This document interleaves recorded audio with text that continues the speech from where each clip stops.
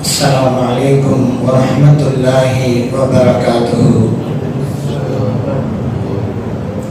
الحمد لله رب العالمين والصلاة والسلام على سيدنا محمد وعلى آله وصحبه أجمعين. وما توفيقي إلا بالله، لا حول ولا قوة إلا بالله العلي العظيم.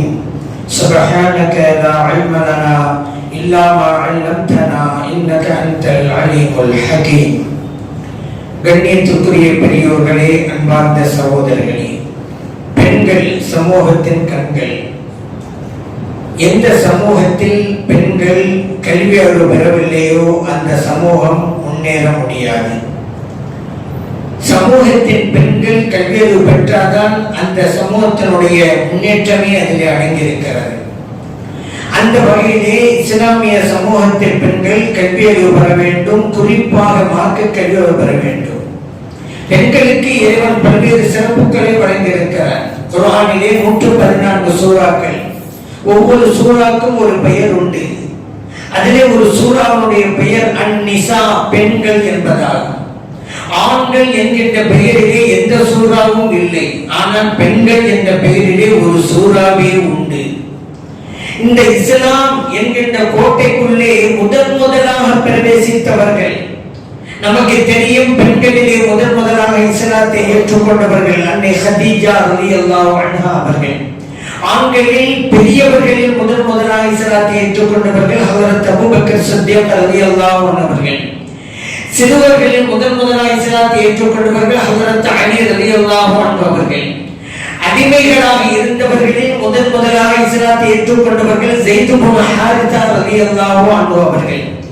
ஒவ்வொரு துறை என்று பார்க்கின்ற போது ஒவ்வொருவர் இருக்கிறார்கள். ஆனால் ஒட்டுமொத்தமாக இஸ்லாம் என்கின்ற கோட்டைக்குள்ளே வந்து பிரவேசித்தவர்கள் யார் அப்படின்னு பார்த்தா அந்த பெருமை ஒரு பெண்ணிடத்தில் தான் கிடைத்திருக்கிறது. அவர்கள் தான் அன்னை ஹதீஜா ரலியல்லாஹு அன்ஹா அவர்கள். அவர்கள் தான் முதலாக இஸ்லாத்தை ஏற்றுக்கொள்கிறார்கள். அதற்கு பிறகுதான் அபூபக்கர் சித்திக் ரலியல்லாஹு அன்ஹு ஹஜ்ரத் அலி ரலியல்லாஹு அன்ஹு, அதற்கு பிறகுதான். அப்படியானால் முதலாக இஸ்லாத்திற்குள்ளே காலடி எடுத்து வைக்கிற நற்பாக்கியம் பெண்ணிடத்திற்கு தான் கிடைத்திருக்கிறது என்பதை நாம் அறிந்து கொள்கிறோம். அது மட்டுமா, இந்த இஸ்லாத்திற்காக உயிர் நீத்த தியாகிகள் சஹாபா பெருமக்கள் எவ்வளவு பேர் இருக்கிறார்கள். முதலாக இஸ்லாத்திற்காக தன்னுடைய உயிரை அர்ப்பணித்த பெருமை பெண்ணிடத்திற்கு தான் கிடைத்தது. அவர்கள் தான் அன்னை சுமையா ரலியல்லாஹு அன்ஹா அவர்கள். அவர் தான் ஃபர்ஸ்ட் இஸ்லாத்திற்காக உயிர் தியாகம் பண்றாங்க. அதுக்கு பிறகுதான் மற்றவங்க எல்லாம். இன்றைக்கு ஹாஜிமார்களும் உம்ராவை நிறைவேற்றக்கூடியவர்களும் சஃபா மர்வாக்கு மத்தியிலே தொங்கோட்டம் ஓடுறாங்கல்ல, முதலாக தொங்கோட்டம் ஓடியது யாருங்க? அன்னை ஹாஜர் அலைஹிஸ்ஸலாம் அவர்கள். அவர்கள் அன்றைக்கு ஓடியதால் தான் இன்றைக்கு ஹாஜிமார்களும் ஓடிக்கொண்டிருக்கிறார்கள். இப்படி பெண்ணிடத்திற்கு பல்வேறு சிறப்புகளும் பெருமைகளும் உண்டு. அந்த சமூகம், பெண் சமூகம் கல்வி ஞானத்தை பெற வேண்டும் என்று மார்க்கம் சொல்லி காட்டுகிறது. உங்களுடைய இல்லங்களிலே இருந்து கொண்டு உங்கள் இல்லங்களிலே ஓதி தரப்படக்கூடிய அந்த குர்ஆன் என்கின்ற ஞானத்தை நீங்கள் கற்றுக்கொள்ளுங்கள் என்று இறைவன் குர்ஆனிலே சொல்லி காட்டுகிறார். அந்த பெண்கள் கல்வி அறிவு பெற வேண்டும். அந்த கல்வி அறிவு பெறுவது எதற்காக?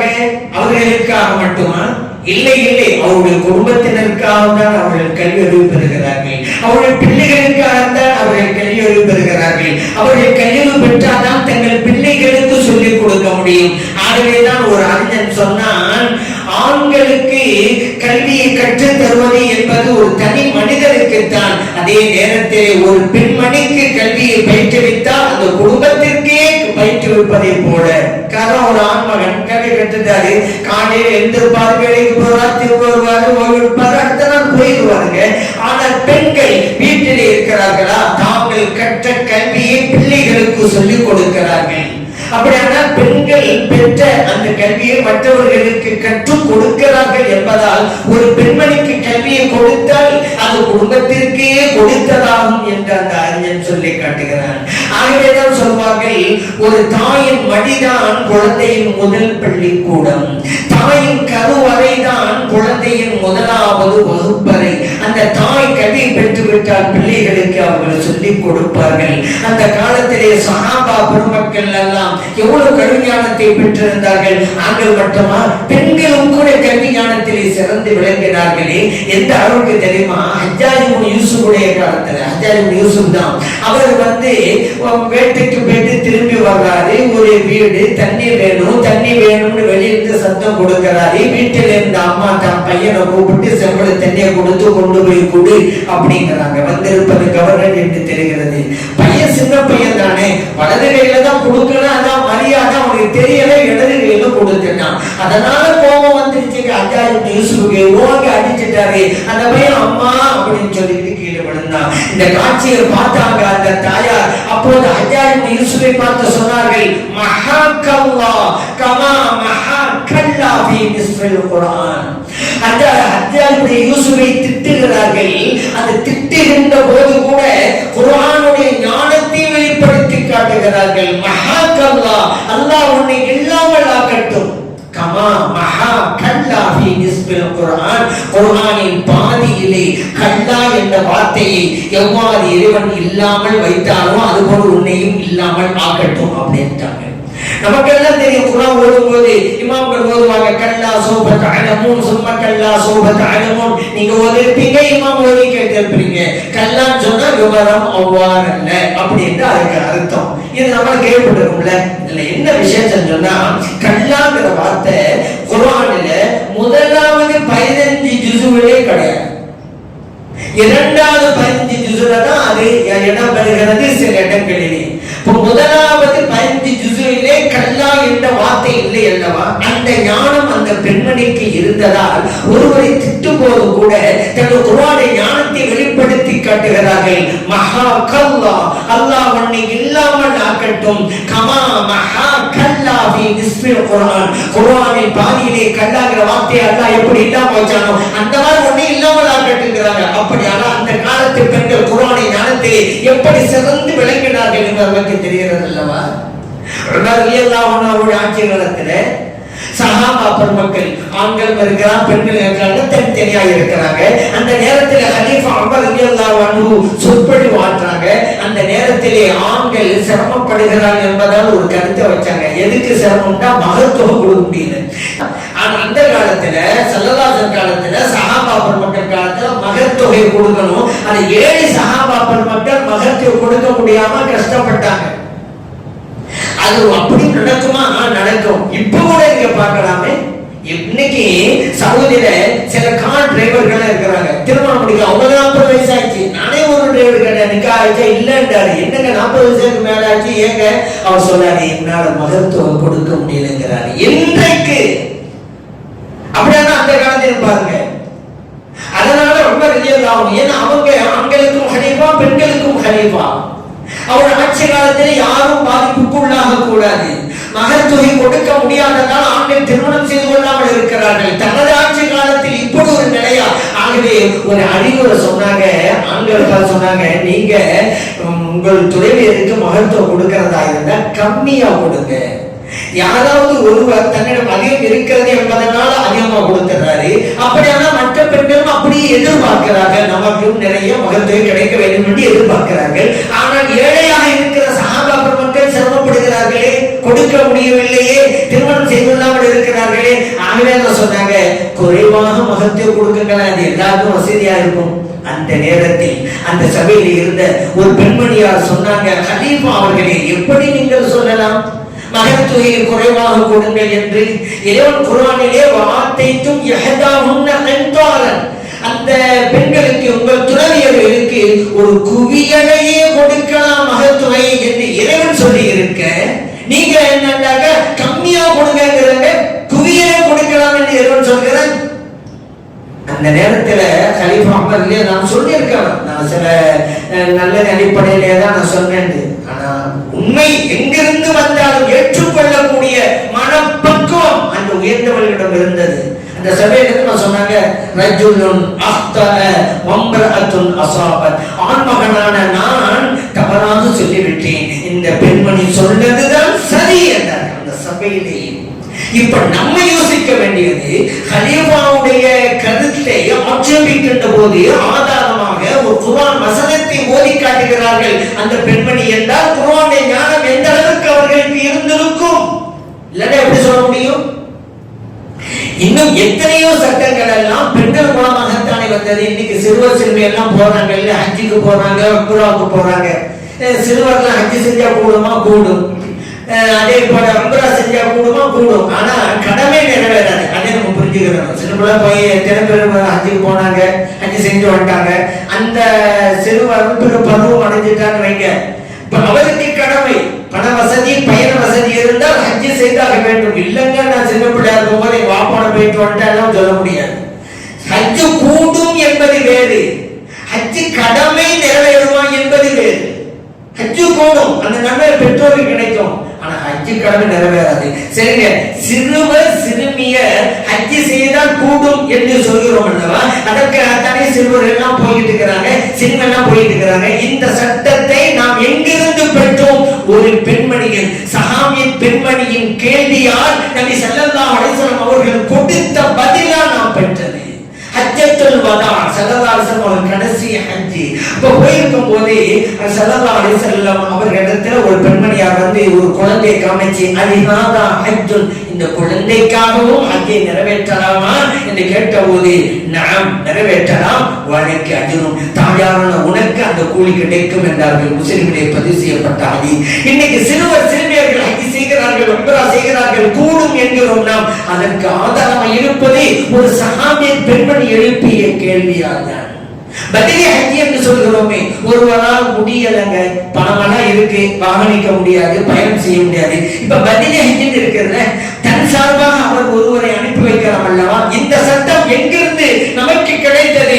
ஒரு சஹாபியின் பெண்மணி எழுப்பிய கேள்வியால் கிடைத்தது. நபி ஸல்லல்லாஹு அலைஹி வஸல்லம் அவங்கள்ட்ட ஒரு சஹாபி பெண் வந்தாங்க, யார சொல்லலாம், எங்க தந்தையாரு ரொம்ப முதுமை அடைஞ்சிட்டாங்க, ஆனா ஹஜ்ஜி கடமை இருக்குது, முதுமை அடைஞ்சிட்டாங்க, வாகனத்தில் ஏறி உட்கார்ந்து போக முடியாது. இப்ப என் தந்தைக்காக நான் பதிலே ஹஜ்ஜி செய்யலாமா அப்படிங்கிறாங்க. செய்யுங்கள் என்கிறார்கள் நபி ஸல்லல்லாஹு அலைஹி வஸல்லம் அவர்கள். புகாரிலே பதிவு செய்யப்பட்ட ஹதீஸ். இந்த பதிலே ஹஜ்ஜுடைய சட்டம் நமக்கு கிடைத்தது ஒரு சஹாபி பெண்மணியின் மூலமாகத்தான். இப்படி எத்தனையோ விஷயங்கள் அந்த காலத்தில் அந்த சஹாபி பெண்மணி எல்லாம் கல்வியை பெற வேண்டும் என்பதற்காக எப்படி எல்லாம் முயற்சி செஞ்சாங்க பாத்தீங்களா? எந்த அளவுக்கு அவர்களுக்கு ஆர்வம் இருந்தது என்பதை பாத்தீங்களா?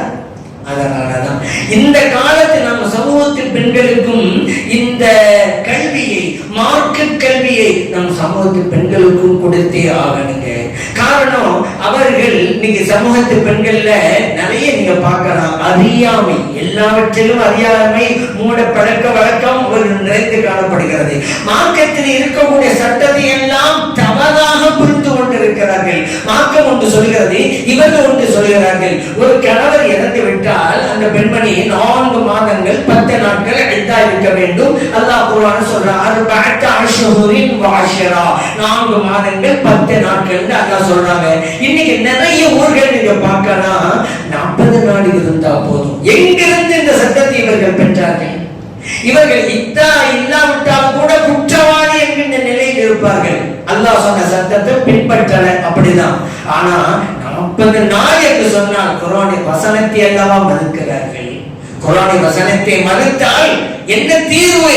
முர்த்ததா போயிடுவாங்க. அது ஆம்பளை இருந்தாலே பொம்பளை இருந்தாலே இல்லைங்க, 40 நாள் தான் ஒரு ஆண் சொன்னார், அவர் முர்த்தத். நம் இஸ்லாம் என்கின்ற அந்த வட்டத்தை விட்டு வெளியேறி விட்டார். அப்படின்னா என்ன தெரியுமா? சும்மா கிடையாது.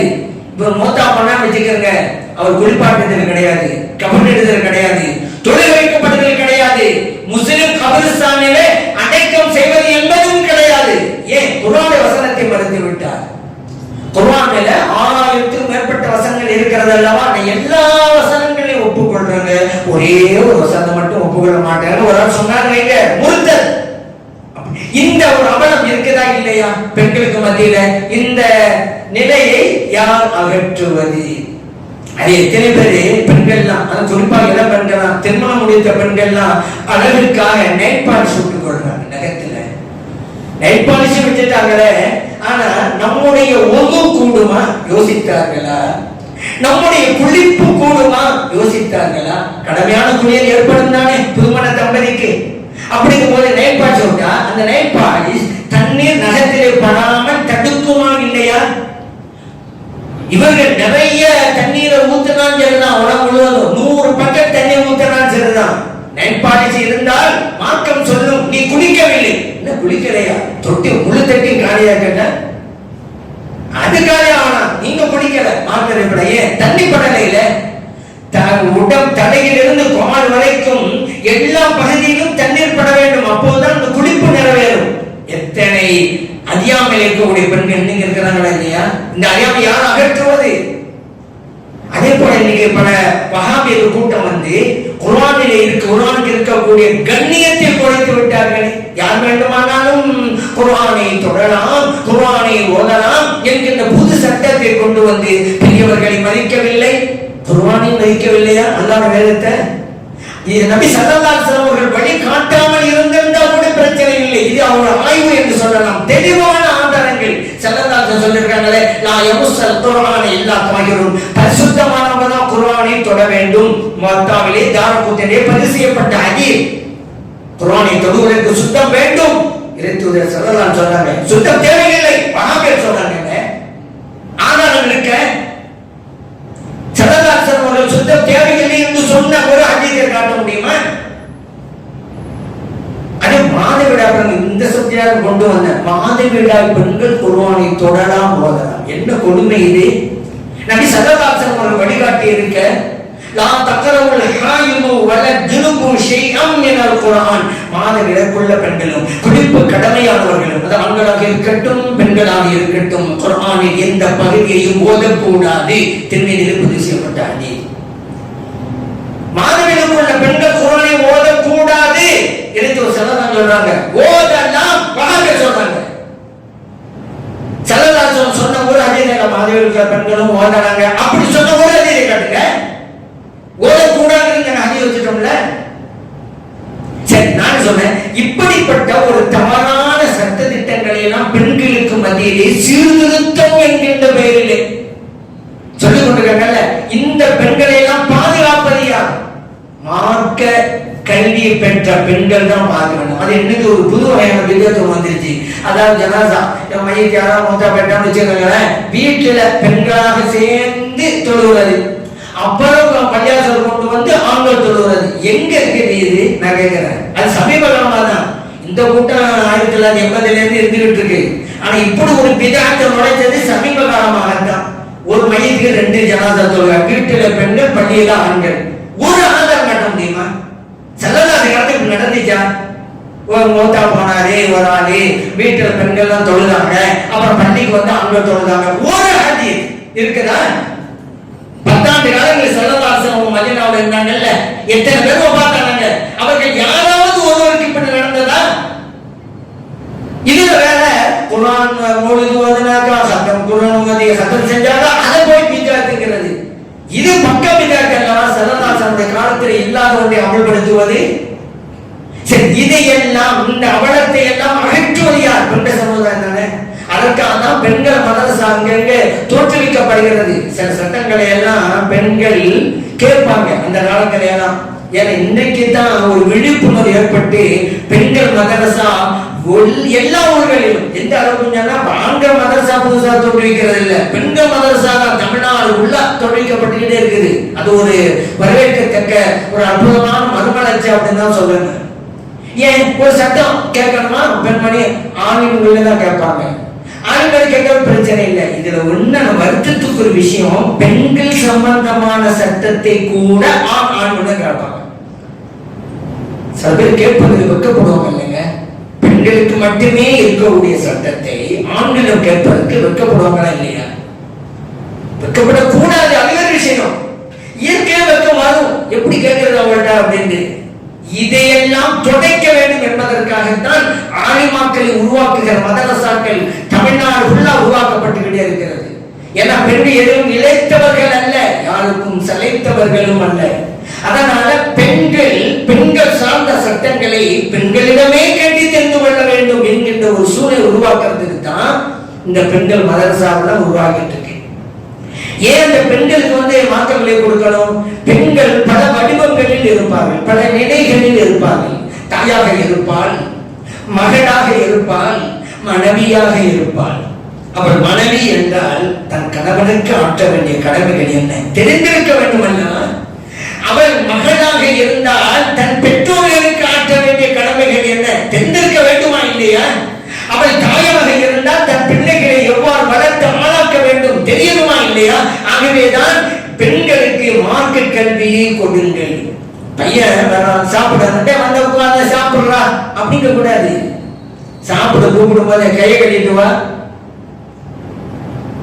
பிஸ்மில்லா சொல்லி சாப்பிடு, வலது கையா சாப்பிடு, தட்டல முன்பக்கமா இருக்கிற பழக்கத்தை எடுத்து சாப்பிடு.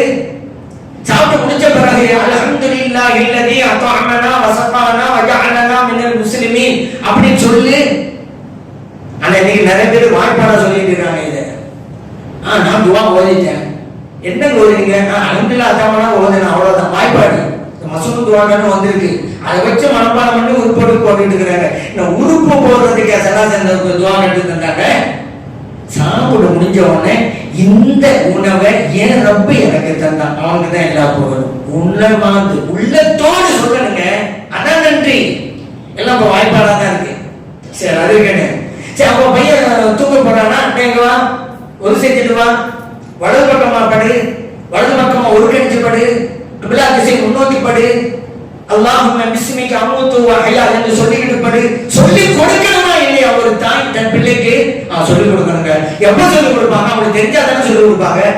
அதனாலதாங்க மார்க்க கேள்வியை பெண்களுக்கு கொடுக்கணுங்கிறது. மெய்நிலை கண்ட ஞானி முஹையத்தீன் அப்துல் காதிர் ஜெயிலானி ரலியல்லாஹு அன்ஹு அவங்களுக்கு கேட்கப்பட்டது, நீங்க இந்த அளவுக்கு உயர் நிலையை பெற்றதற்கு என்ன காரணம்? அவங்க சொன்னாங்க, என்னை ஈன்றெடுத்த தாயார் எனக்கு வழங்கிய 2 அறிவுரைகள், அதை நான் ஃபாலோ பண்ண அல்லாஹ் இந்த அளவுக்கு என்ன உயர்த்தினான். ஒன்று, என் தாய் என்னை பார்த்து சொன்னாங்க, அன்பு மகனே, நீ என்ன பேசினாலும், யாரிடம் பேசினாலும், எப்போது பேசினாலும் உண்மையை மட்டும் பேசி, பொய் பேசாதே என்றார்கள். அதை ஃபாலோ பண்ண அல்லாஹ் இந்த அளவுக்கு என் உயர்வை தந்தான்.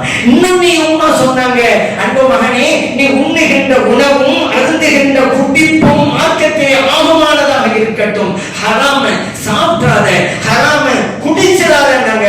அதையும் நான் ஃபாலோ பண்ணேன். அல்ல அந்த உயர்த்தலாம். இப்ப அதனாலதான் ஒரு அறிஞர் சொன்னார் அல்லவா, ஒவ்வொரு ஆண்மகனின் வெற்றிக்கு பின்னாலே ஒரு பெண்மணி ஒளிந்து கொண்டிருக்கிறார். அவருடைய வெற்றிக்கு பின்னாலே அவருடைய தாயார் ஒளிந்து கொண்டிருக்கிறார்கள். அதை விழுந்து கொண்டிருக்கிற பெண்மணி மனைவியாகவும் இருக்கலாம், மகனாகவும் இருக்கலாம். சட்டமேதை இமாம் ஷாஃபிஈ ரஹ்மத்துல்லாஹி அலைஹி அவர்கள் உருவாக்கியது யார்? அவர்கள் ஈன்றெடுத்த தாயார் தானே. ஆன்மீக கடை இமாம் ஜஅஃபர் ஸாதிக் ரலியல்லாஹு அன்ஹு அவர்கள் உருவாக்கியது யார்? அவர்கள் ஈன்றெடுத்த தாயார் தானே. குர்ஆனுக்கு அடுத்து உயர்ந்த இடம் புகாரி ஷரீஃப். அந்த புகாரி ஷரீஃபை தொகுத்து தந்தாங்கல்ல இமாம் புகாரி ரஹ்மத்துல்லாஹி அலைஹி, அவர்களை வளர்த்து உருவாக்கியது யார்? தாய்ங்க. எல்லா இமாம்களுக்கும் பின்னால் தாய் இருப்பாங்க. இப்ப நான் சொன்ன உதாரணம் தாய் மட்டுமே இருந்தாங்க, அதான் பாயிண்ட். எல்லா இமாம்களுக்கும் எல்லா அவர்கள் பின்னாலே தாய் இருக்கதான் செய்வாங்க. இப்ப இவங்களுக்கு பின்னால் தாய் மட்டுமே தான். அவங்க அனாதைகள் இருந்தாங்க. ஷாஃபிஈ ரஹ்மத்துல்லாஹி அலைஹி அவங்க அனாதைங்க, தாயாட்டாங்க வளர்த்து உருவாக்குனாங்க. அப்படியானால் இந்த பெண்கள் அவருடைய குழந்தைகளை அதுபோன்று உருவாக்க வேண்டுமா இல்லையா? அதற்காகத்தான் பெண்கள் மதரசா. நீங்கள் பெண்கள் மதரசாவை சேர்த்து விடுங்க. அல்லாஹ் குர்ஆன்ல சொல்றாங்க, ரப்பனா ஹப்லனா மின் அஸ்வாஜினா வ ذُرِّيَّاتِنَا قُرَّةَ أَعْيُنٍ وَجَعَلْنَا لِلْمُتَّقِينَ இமாம். இங்க அல்லாஹ் நம்ம பாதிக்கிற ஒரு துஆ செய்ய சொல்றான். யா அல்லாஹ், எனது பிள்ளைகளை, எங்கள் மனைவிமார்களை எங்களுக்கு கண் குளிர்ச்சியாக ஆக்கி தருவாயா. கேட்க சொல்றான் அல்லாஹ். நம்முடைய பிள்ளைகள் கண் குளிர்ச்சியா இருக்க வேண்டும் விரும்புகிறீர்களா? மதரசாவை சேர்த்துவோங்க. உங்கள் துணைவியர்கள் உங்களுக்கு கண் குளிர்ச்சியா இருக்க வேண்டும் என்று ஆசைப்படுகிறீர்களா? மதரசா சேர்த்து விடுங்க. ஆனா மனைமார்களா எப்படி மதரசாவை சேர்த்து விடலாம பெண்கள் மதரசாவில.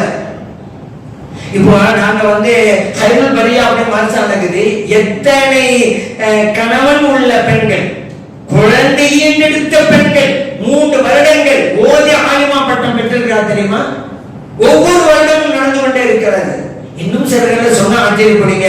மதரசாவுக்கு வரும்போது குழந்தையோட வருவாங்க, தொட்டில குழந்தைய போட்டு ஓடிட்டு இருப்பாங்க. நடந்தது, கற்பனை அல்ல, கேள்விப்பட்டதல்ல இந்த மதரசாவில். அதனால உங்களுடைய வீட்டில் கூடிய பெண்கள் வயதானவர்களாக இருந்தால் சரிதான், மார்க்க கல்வி பெறுவதற்கு வயது வரம்பு கிடையாது. அது வீட்டு பிள்ளைகளை நம்ம பள்ளியில எவ்வளவு பெரிய வாக்கியம் நடந்திருக்கு, நம்ம மாநிலாவுக்கு நம்ம பள்ளிவாசல் நடக்குது, சேர்த்து விடுங்க பிள்ளைகளை. 3 வருடங்கள் போறதே தெரியாது, ஆய்வாயிருவாங்க. அவங்க கல்வி பெறுவது அவங்களுக்கு மட்டுமல்ல, அவருடைய பிள்ளைகளுக்கும். குழந்தையை வளர்த்து உருவாக்குவது எப்படி தெரிந்து கொள்கிறார்கள், வீட்டை சுத்தமாக வைத்துக் கொள்வது எப்படி தெரிந்து கொள்கிறார்கள்.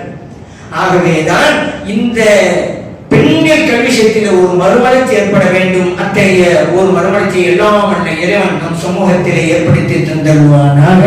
ஆமீன். அல்ஹம்துலில்லாஹி ரப்பில் ஆலமீன்.